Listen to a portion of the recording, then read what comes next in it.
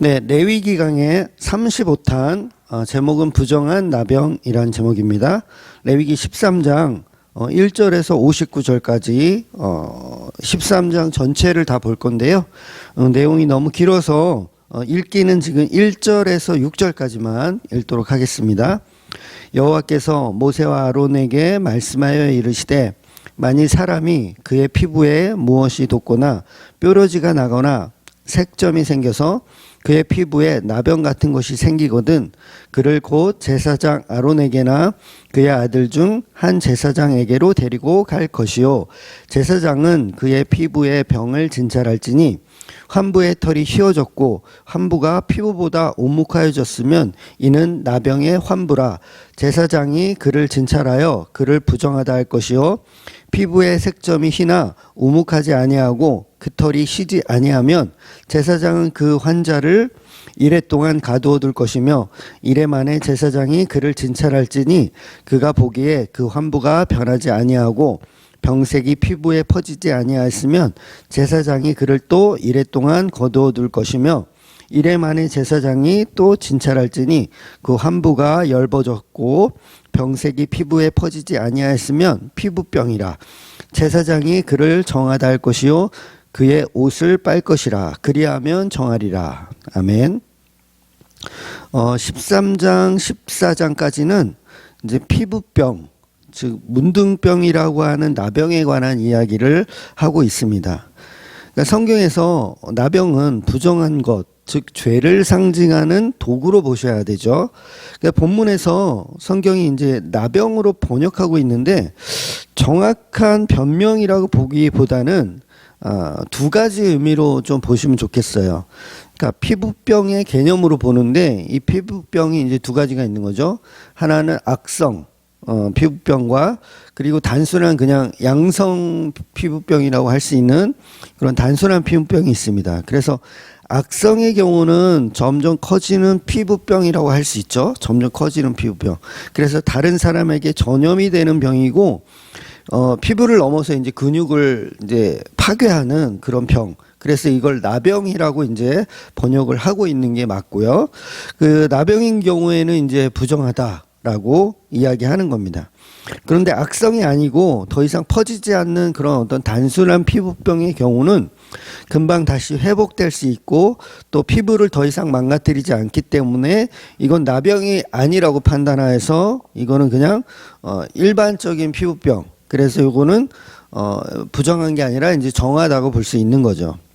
그런데 중요한 건 뭐냐면 오늘 본문의 내용 중에서 중요한 복음의 내용은 뭐냐면 그 정하고 부정한 것을 누가 판단하느냐예요. 누가 판단하느냐. 바로 그 판단을 이제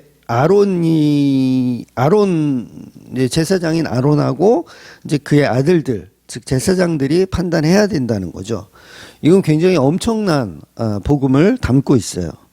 즉 저와 여러분이 죄가 있는데 이 죄가 어떠한지를 이 죄가 진짜 나병인지 단순한 피부병인지를 우리 자신이 판단하는 것이 아니라 제사장이 판단해 준다는 것이죠.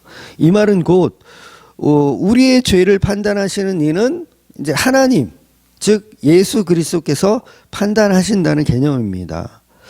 우리는 우리가 가진 피부병이 악성인지 양성인지 전혀 모르죠. 그러니까 교회를 우리가 예를 들면 한 30년을 다녔다고 해도 막 주일 성수하고 막 11조 하고 열심히 했으니 우리 스스로는 우리를 정하다고 판단할지 모르지만 실제로 보면 제사장의 입장에서 보면 우리 그 열심 있는 행위를 했음에도 불구하고 제사장이 볼 때는 우리는 나병을 갖고 있는 환자로 보일 수도 있다는 거죠. 그러니까 그 판단은 우리가 하는 게 아니라 예수님께서 하셔야 된다는 겁니다.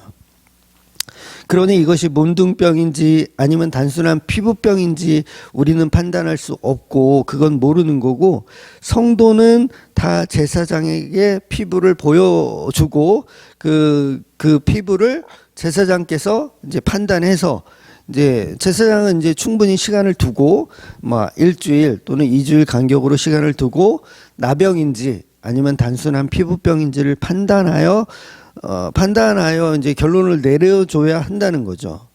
그래서 오늘 본문도 이제 복음이 없이 그냥 이 말씀을 그냥 문자적으로 해석해 버리면 문둥병과 같은 이런 끔찍한 전염병을 이스라엘 전체에 퍼지는 것을 막기 위해서 하나님이 이스라엘의 건강을 생각해 주기 위한 어떤 메시지다.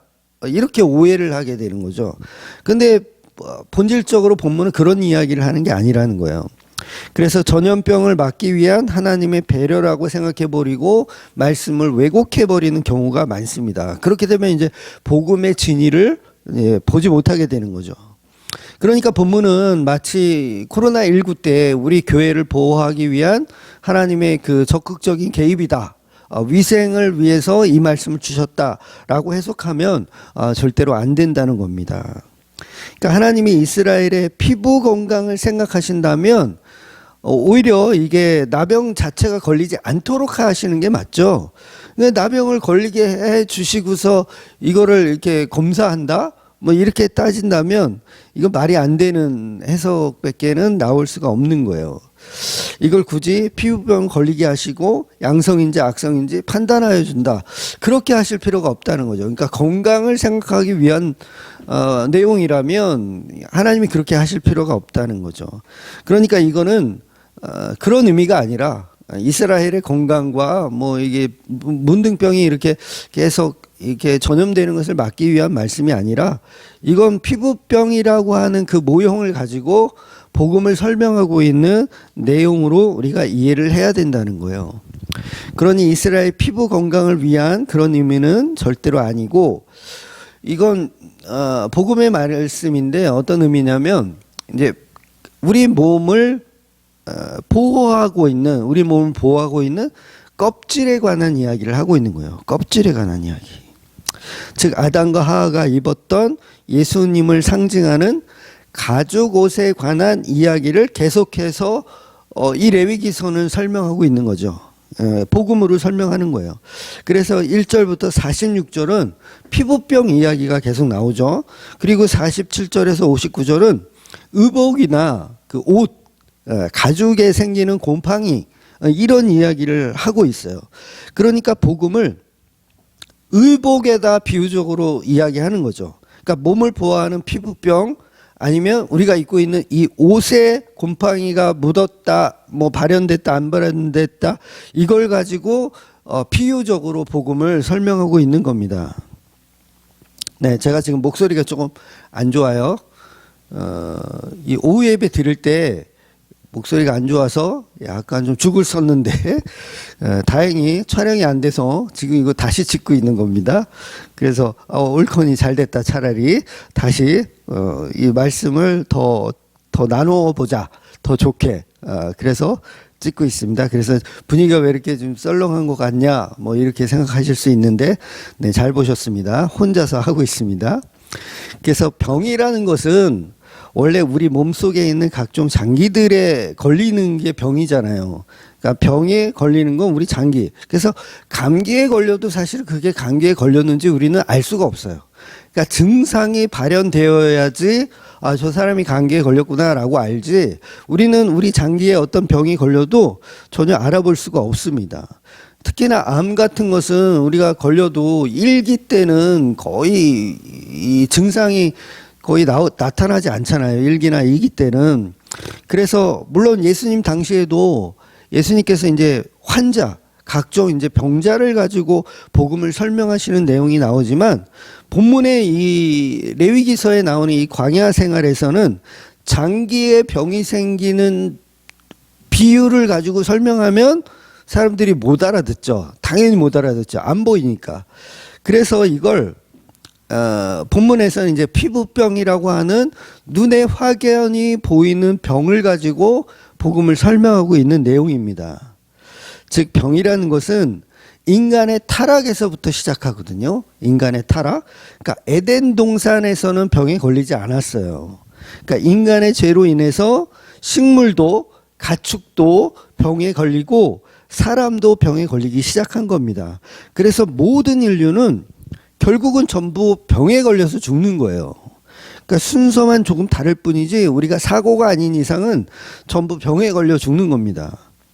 그래서 건강한 어르신들도 조심해야 되는 게 뭐냐면 감기 같은 거 걸렸다가 이제 그 감기가 폐렴으로 되고 이제 어르신들이 이제 폐렴 때문에 이제 돌아가시는 경우가 많다는 거죠.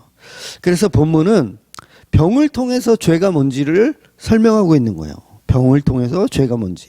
특히나 피부병, 본문에 나오고 있는 이 문둥병과 같은 이 피부병은 잘 보이잖아요. 겉으로도 확연히 보이기 때문에 죄를 설명하기에는 정말 탁월한 병이죠. 문둥병은 죄를 설명하기 위한 탁월한 병. 그러니까 하나님도 이 문둥병을 막 이렇게 사람들에게 주어서 이제 뭔가를 설명하기 위해서 가장 탁월한 방법이라는 거예요. 그래서 뭐 미리암 같은 경우도 이제 그 문둥병에 걸리기도 하잖아요. 그러니까 그런 것을 통해서 확연히 죄를 설명할 수 있는 도구라는 거죠. 그래서 비유적으로 그런 죄가 드러나고 있는 상태를 표현하는 게 이제 문둥병의 의미라는 거죠. 그래서 문둥병은 우리 몸을 이렇게 보호하는 장치가 훼손되었다. 뭐 이렇게 볼 수 있는 거고, 또 옷 같은 경우는 곰팡이가 들고 그러면 그 옷에 문제가 생긴 거잖아요. 역시나 죄를 보호할 수 있는 어떤 그런 의복에 문제가 생기면 그 역시도 복음을 설명할 수 있는 좋은 수단이 되는 거죠. 그래서 에덴 동산에서 나올 때 가죽 옷을 입게 된 것도 아담과 하와가 선악과를 먹었기 때문이거든요. 그러니까 지난주 아이들이 이제 연극을 했는데 그 연극을 통해서 이제 보여줬지만 선악과를 먹고 자기들이 벗은 것을 알고 무화과 잎으로 몸을 가렸어요. 즉 죄를 덮는 상징적인 도구가 이제 다 그런 거죠. 무화과도 마찬가지고 옷도 마찬가지고 죄를 덮는 상징. 거기다가 이제 하나님이 가죽 옷을 입혀 주셨다는 것은 죄를 완전히 가릴 수 있는 어떤 상징적인 의미가 들어 있는 겁니다. 그러면 옷을 입으면, 우리가 옷을 딱 입으면 이 사람이 문둥병 환자인지 피부병 환자인지 다른 사람에게 보이지 않기 때문에 알아먹을 수가 없죠. 그래서 성경에서 옷은 죄를 가리는 도구로 많이 등장을 하는 거예요. 그래서 옷은 거룩하다라고 표현을 하기도 하죠. 그래서 제사장도 항상 옷을 입고 이게 제사장이 옷을 입고 제사를 드리도록 이렇게 하고 있는 겁니다. 그래서 옷을 입는다는 것은, 특히나 하나님이 주신 옷을 입는다는 것은 보호와 거룩의 의미가 있어요. 보호되어진다, 거룩하다, 이런 표현이 있습니다. 그래서 로마서 3장 14절에 보면 노골적으로 오직 주 예수 그리스도로 옷을 입어라, 이렇게 표현하고 있는 거예요. 그런데 반대로 이제 옷을 찢는 경우가 있어요. 옷을 찢는 경우. 그건 어떤 의미입니까? 옷을 찢는다는 것은 구원이 없다, 그런 의미를 갖고 있어요. 구원이 없다, 죽음, 그 다음에 강한 부정의 의미가 들어있죠. 그래서 구원받은 성도는 전부 예수 그리스도로 옷 입은 사람들이에요.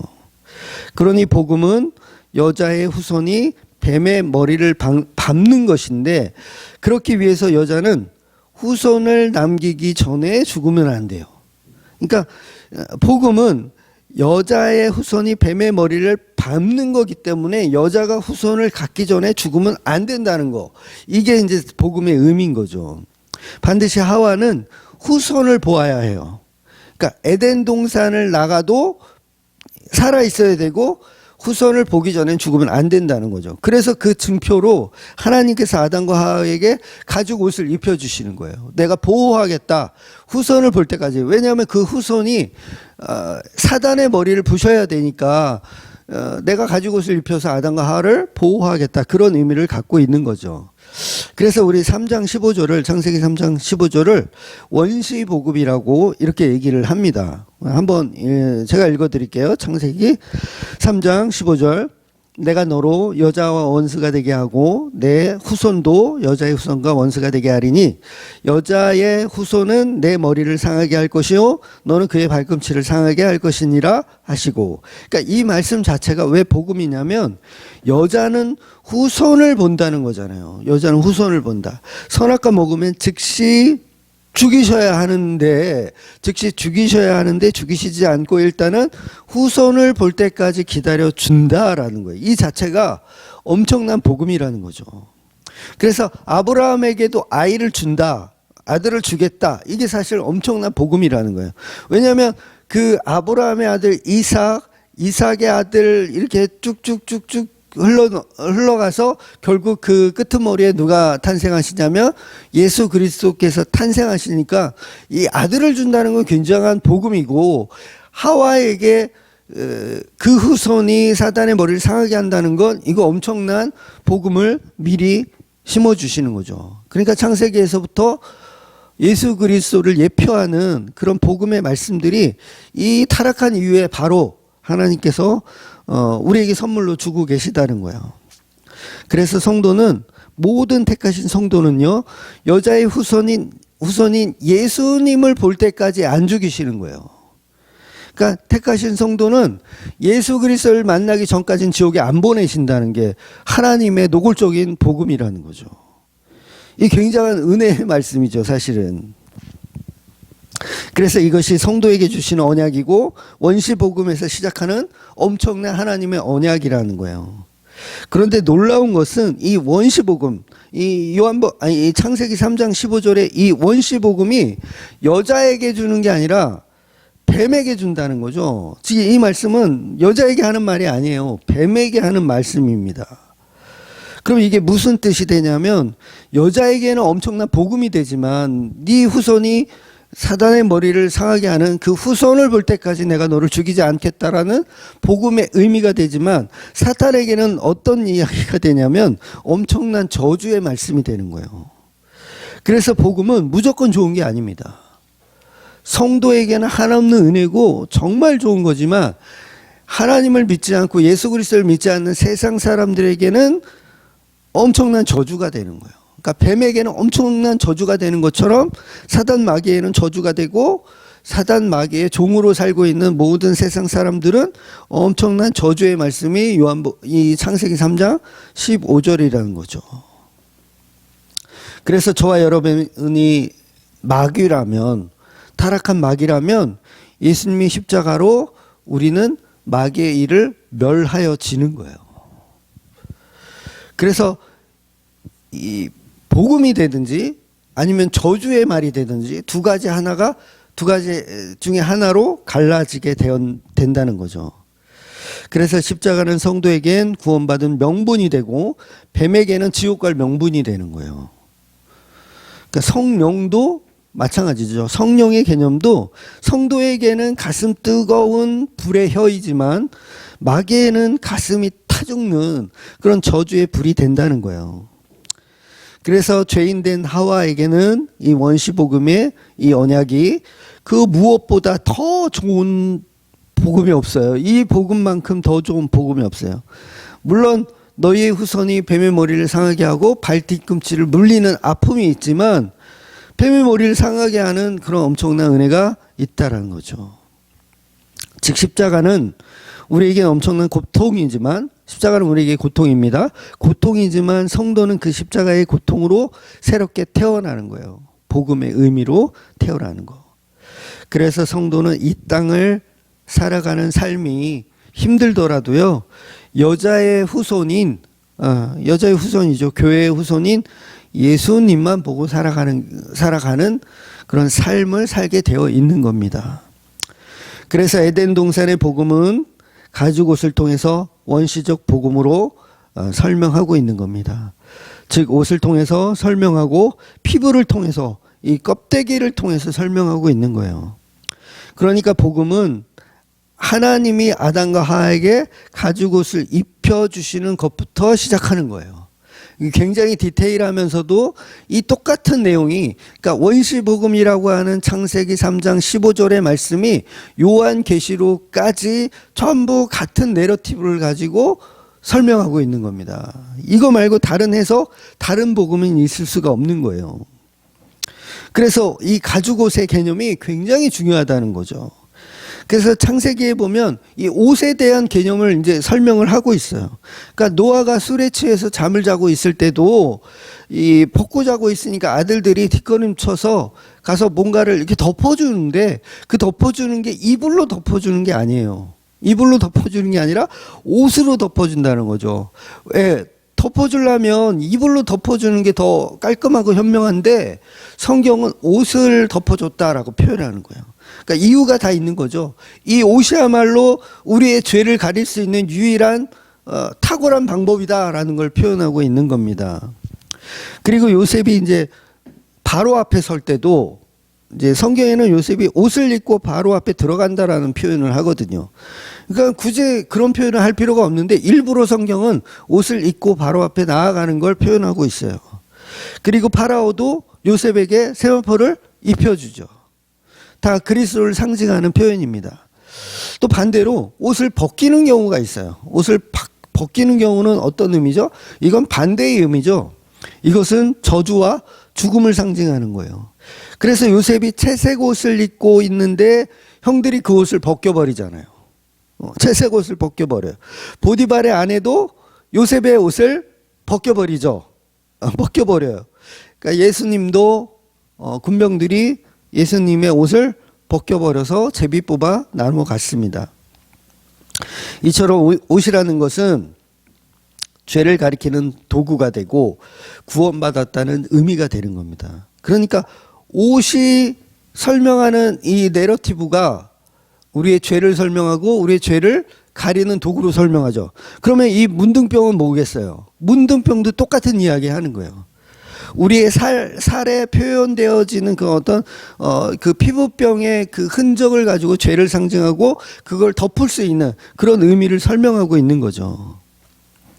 그래서 오늘 본문은 피부 자체를 옷으로 표현하고 있는 거예요. 피부 자체를 옷으로.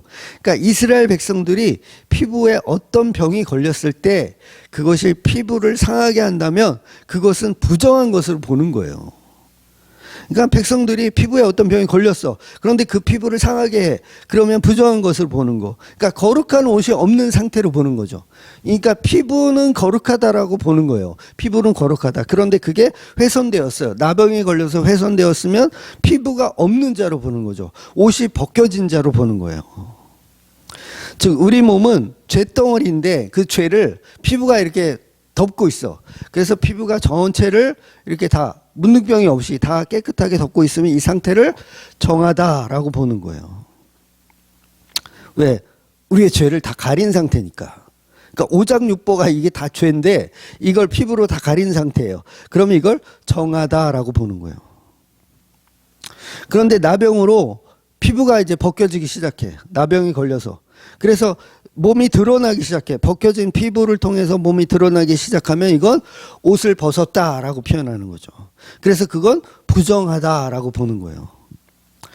그런데 이 희한한 게 그런데 이 나병이 머리부터 발끝까지 다 퍼지면 우리 몸에 나병이 인해서 완전히 다 뒤덮으면 그럼 죄가 이제 100% 다 드러나잖아요. 피부가 없어. 그러니까 옷이 다 벗겨진 거예요. 다 벗겨져서 우리 몸이 다 드러나. 100%가 다 드러나. 그러면 이걸 가지고 오히려 이 성경에서는 오늘 본문에서는 이걸 오히려 정하다라고 표현을 하고 있어요.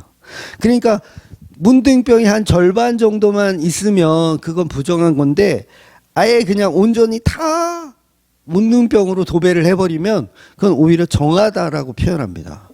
굉장히 놀라운 표현이죠. 그러니까 피부로 다 가리거나 또는 완전히 드러나면 그건 둘 다 정한 거예요. 다시요. 피부로 정상적인 피부로 우리 몸을 다 가리면 그건 정하다. 그런데 그 피부가 완전히 벗겨지려면 다 벗겨지면 그건 정하다고 보는 거예요. 둘 다. 그러니까 뭐 아니면 도죠. 뭐 아니면 도예요. 어설픈 건 안 돼요. 그러니까 내가 문둥병에 걸렸는데 생살이 조금 나기 시작해. 이쪽이나 뭐 이쪽이나 생살. 그러니까 피부가 다시 나기 시작해. 그러면 그때부터 오히려 부정한 거예요. 아예 그냥 온몸이 다 문둥병으로 도배되었으면 그건 정한 건데 조금이라도 내 살이 나오기 시작하면 그건 부정하다고 보는 겁니다. 우리 본문 13장 12절에서 14절 말씀 한번 다시 보겠습니다. 제사장이 보기에 나병이 그 피부에 크게 발생하였을 때 그 환자의 머리부터 발끝까지 퍼졌으면 그가 진찰할 것이요 나병이 과연 그의 전신에 퍼졌으면 그 환자를 정하다 할지니 다 희어진 자인즉 정하거니와 아무 때든지 그에게 생살이 보이면 그는 부정한즉이라고 표현하고 있어요. 그래서 그냥 일반적인 피부병일 경우에는 7일 간격으로 진찰을 하는 거예요. 그래서 나병인지 아닌지 확인해야 돼요. 나병은 부정한 거고 그냥 일반적인 피부병은 부정한 게 아니죠.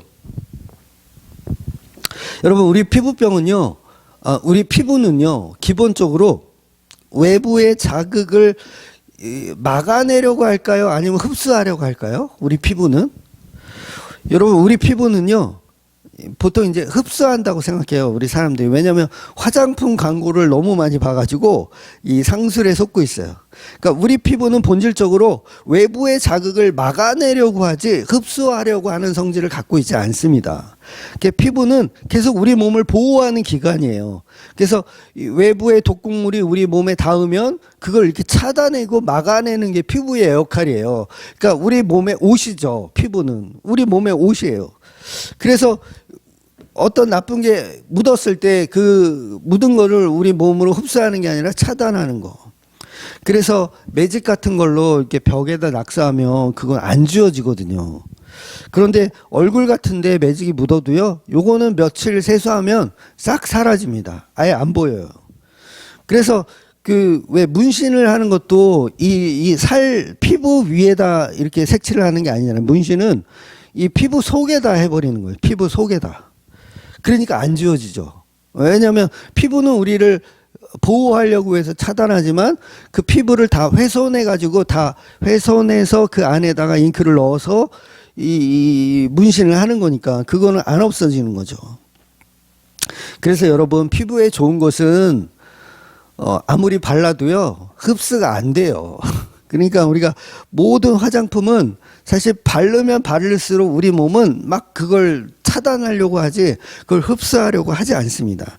그러니까 피부 존재 자체가 옷의 개념이기 때문에 그래요. 우리 몸을 보호하는 옷의 개념. 그래서 화장품 선전에 너무 속으시면 안 됩니다. 그래서 유명한 그 화장품 그 카피가 있죠. 먹지 말고 피부에 양보하세요. 마치 먹는 것보다 피부에 바르는 것이 효과가 있다라고 표현하지만 원래는 반대라는 거죠. 피부에 바르지 말고 먹어야 효과가 오히려 큰 거죠. 그래서 피부에 좋다 하는 건 바르는 것보다 먹는 거에 사실은 우리가 더 신경을 써야 되는데, 이제 상술에 다 이제 정신이 팔려가지고 막 비싼 화장품 막 얼굴에 막 바르지만 별로 그렇게 효과가 없다는 거죠. 그러니까 잘 먹고 이렇게 영양 섭취를 잘 하는 게 오히려 피부에 도움이 되더라는 거예요. 아무튼 그래서 피부가 상했다는 것은 나병이 걸렸다는 것이고 우리 몸을 보호할 수 있는 장치가 사라졌다는 거예요. 그래서 그걸 옷이 없다, 옷이 벗겨졌다, 그런 의미라는 거죠. 그러니까 피부와 옷은 같은 뉘앙스로 지금 설명하고 있는 거예요. 피부 속 몸이 다 노출된 상태, 그래서 구원의 가죽옷이 벗겨진 상태, 그래서 그 상태를 부정하다, 그 상태를 문둥병자다, 나병 환자다, 이렇게 표현하는 거죠. 그런데 그게 완전한 나병으로 온 몸에 도배가 되면 그걸 성경에서는 이제 우리 신학에서는 이제 전적 타락이라고 표현을 하거든요. 전적 타락. 우리의 의로운 것이 조금도 없다. 우리의 생살이 조금도 나온 것이 없고 온 몸이 다 문둥병으로 도배가 되었다. 그때 뭐예요? 전적 타락을 인정했을 때 뭐가 필요하게 됩니까? 그때 예수 그리스도라는 가죽옷이 필요한 상태가 되는 거예요. 그때 우리 성도들은 예수님의 가죽옷을 입는 거죠.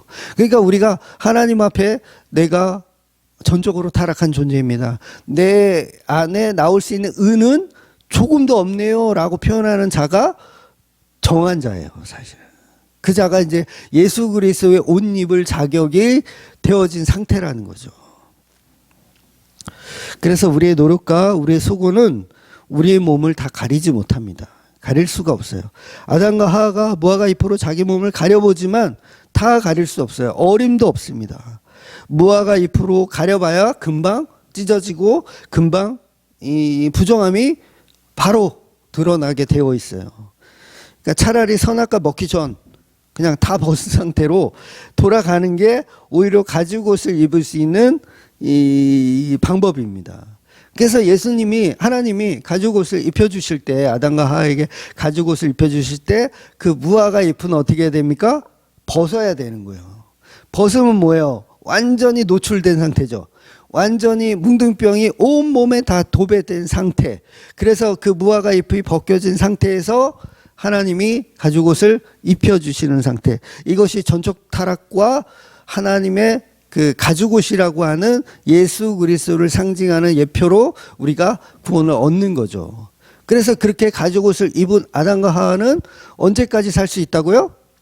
후손을 볼 때까지 살 수 있는 거예요. 왜냐하면 그게 3장 15절의 언약이니까 후손을 볼 때까지 살 수 있다. 그래서 성도는 예수 그리스도라는 그 마귀의 일을 멸하시는 그 예수님이 탄생할 때까지, 그 후손을 볼 때까지 우리를 지옥에 보내지 않으신다는 거예요. 그래서 이것이 엄청난 복음이죠.